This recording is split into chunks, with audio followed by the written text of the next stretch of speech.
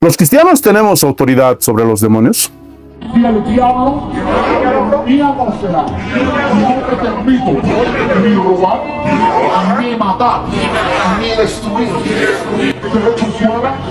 Te echo fuera de la tierra, te echo fuera de mi tierra. Y en los aires refrendo toda fortaleza y todo principado que está en los aires. Reprendo de tu vida toda herencia, todo espíritu de hechicería, todo espíritu de babalao. Yo reprendo el pacto y se rompe que se hizo en tu familia y en tu generación pasada. Se quebranta de ti y sale de ti el espíritu de caballo. Vas a atar y vas a desatar. Usted tiene que atar estancamientos. Estancamientos en la iglesia donde usted asiste. Usted tiene que atar, número 4, espíritu de pobreza física. Tiene que atarla. Amigos y hermanos de Casa de Oración, sean bienvenidos a su programa Temas Controversiales dentro de la Iglesia Cristiana. Soy el hermano Marco Quinteros y hoy, a la luz de la palabra de Dios, veremos cuál es la autoridad que los cristianos tenemos sobre los demonios. Y muchos cristianos piensan que el poder emana de ellos y que en ellos está la autoridad para echar fuera demonios. Pero vamos a ver a la luz de las Escrituras si esto es cierto. Mateo capítulo 10, versículo 1. Entonces, llamando a sus 12 discípulos, les dio autoridad sobre los espíritus inmundos para que los echasen fuera y para sanar toda enfermedad y toda dolencia. Y aquí quiero resaltar la palabra autoridad, que viene de la palabra griega exousia, que significa autoridad delegada, significa poder delegado. Y los discípulos recibieron esa autoridad delegada por parte de Dios, pero ese poder no era de ellos, el poder no emanaba de ellos. Y lo vamos a ver a la luz de las Escrituras. Lucas capítulo 10, versículo 17. Volvieron los 70 con gozo diciendo: Señor, aún los demonios se nos sujetan en tu nombre. ¿Pueden ver que el poder está en el nombre de Jesús y no en el hombre? Versículos 18 y 19. Y les dijo: yo veía a Satanás caer del cielo como un rayo. He aquí os doy potestad de hollar serpientes y escorpiones y sobre toda fuerza del enemigo, y nada os dañará. Y nuevamente podemos ver que aquí Jesús les da un poder delegado. Eso significa, y quiero dar un énfasis en esto, que ese poder no es del hombre, ese poder no emana del hombre, sino ese poder es delegado por Dios. Judas capítulo 1, versículos 8 al 10. No obstante, de la misma manera también estos soñadores mancillan la carne, rechazan la autoridad y blasfeman de las potestades superiores.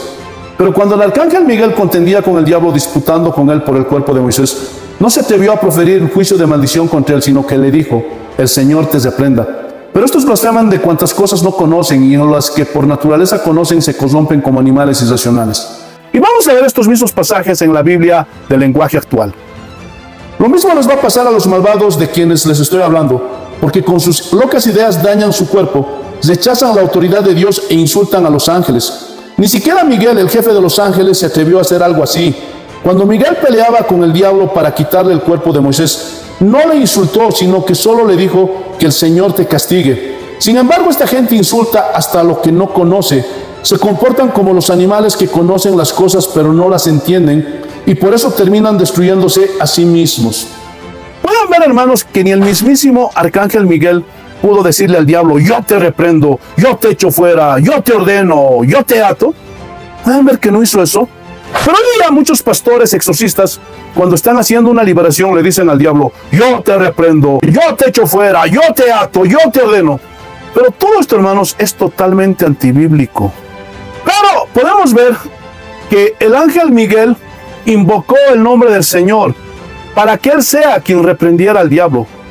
¿Pueden ver que el poder está en el Señor y no en las criaturas? Ahora, ¿los cristianos tenemos autoridad sobre los demonios?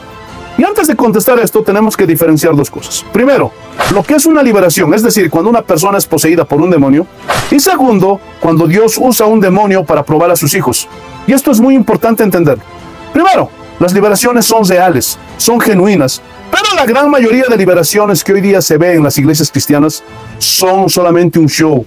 Y lo peor es que cada semana están sacando demonios de los mismos cristianos. Y esto es antibíblico. ¿Por qué? Porque cuando Jesús hacía liberaciones, no lo hacía de sus mismos discípulos, sino de gente que se le aparecía en el camino. Era gente que no había creído en Jesucristo. Ahora, escúchenme bien. Si alguien es un verdadero cristiano, Dentro de esa persona habita el Espíritu Santo. 1 Corintios, capítulo 6, versículo 19. ¿O ignoráis que vuestro cuerpo es templo del Espíritu Santo, el cual está en vosotros, el cual tenéis de Dios, y que no sois vuestros? Entonces, escúchenme bien. Dentro de todo verdadero cristiano habita el Espíritu Santo. Y es imposible que un verdadero cristiano sea poseído por un demonio. Los que dicen que un cristiano puede ser poseído por un demonio no entienden las Escrituras, no han leído la Biblia. Entonces, las liberaciones tienen que ser de gente impía, que no cree en Jesucristo, que no ha nacido de nuevo. Alguien dirá, pero si es un falso cristiano, sí, puede haber casos de falsos cristianos infiltrados dentro de la iglesia, pero no van a ser las mismas personas que cada semana necesitan una liberación. ¿Por qué? Porque si ustedes ven que cuando Jesús liberó al endemoniado gadareno, yo les pregunto, ¿cuántas veces lo liberó?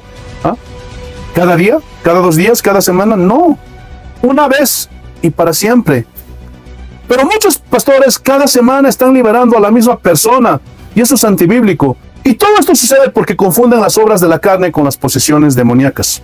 Hermanos, tienen que entender que cuando una persona se convierta al Señor Jesucristo, entra en un proceso de santificación. No es que solo se salvó y ahí termina la cosa. No, no, no, no. Entra en un proceso de santificación.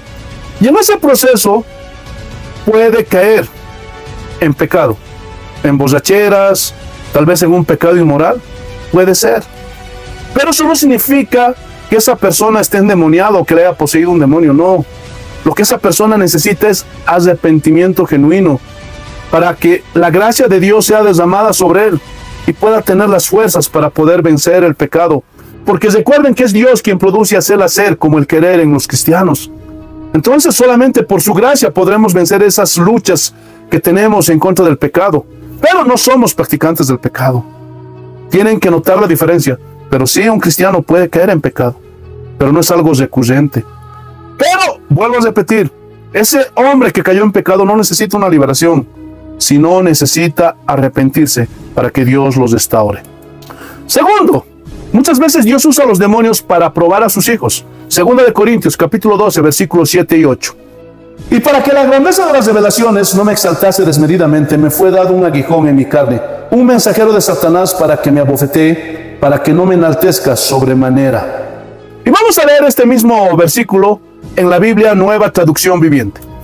Y aun cuando he recibido de Dios revelaciones tan maravillosas, así que para impedir que me volviera orgulloso, se me dio una espina en mi carne, un mensajero de Satanás para atormentarme e impedir que me volviera orgulloso.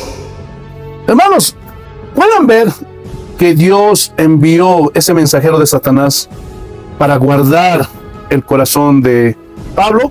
Recordemos que él fue arrebatado al tercer cielo y vio cosas inefables, cosas maravillosas.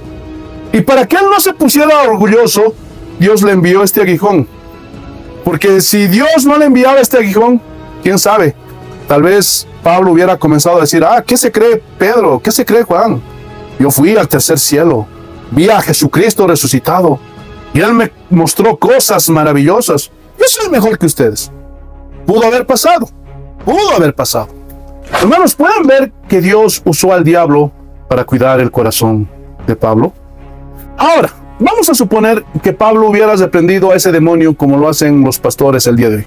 ¿Qué hubiera pasado? Pablo se hubiera salido de los propósitos de Dios.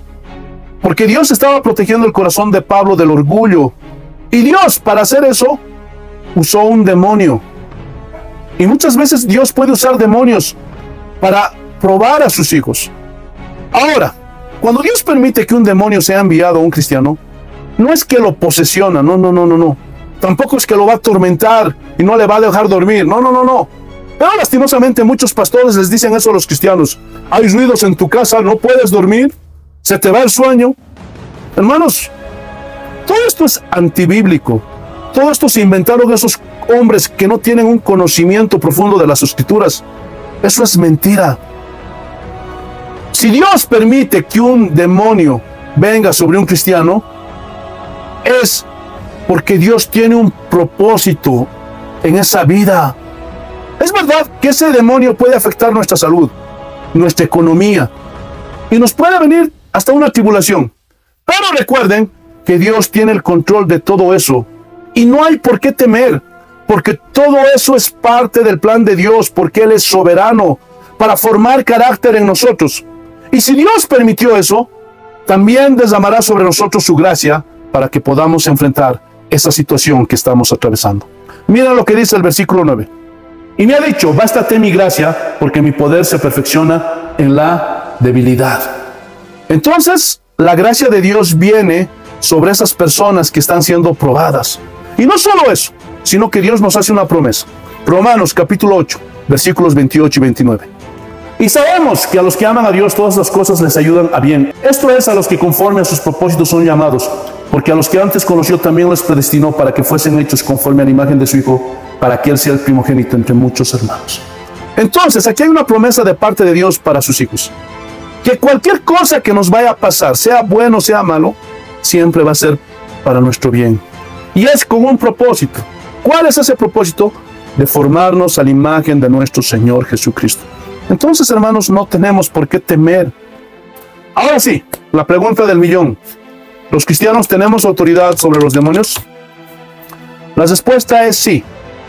Pero esa autoridad es delegada, es decir, ese poder no es de nosotros. La autoridad está en Cristo, está en el nombre del Señor. Escuchen, tenemos que seguir el ejemplo del arcángel Miguel. Si se nos presenta una persona poseída por un demonio, tenemos que clamar a Dios y decir al demonio que el Señor te reprenda. Porque de esta forma nosotros estamos poniendo la autoridad y el poder sobre la única persona que verdaderamente tiene ese poder y esa autoridad. Y es nuestro Señor Jesucristo. Y no sobre los hombres. Repito, el poder está en el nombre del Señor Jesucristo. Y así como se sujetó el diablo cuando el arcángel Miguel le dijo, el Señor te reprenda, de esa misma forma los demonios se sujetarán ante el nombre del Señor. Hermanos, esto es lo que enseña la Biblia. Si gustan, pueden comentar, pero siempre les voy a pedir que por favor lo hagan con respeto. Y si Dios lo permite, en 8 días estaremos con una nueva enseñanza. Un abrazo para todos. Paz del Señor.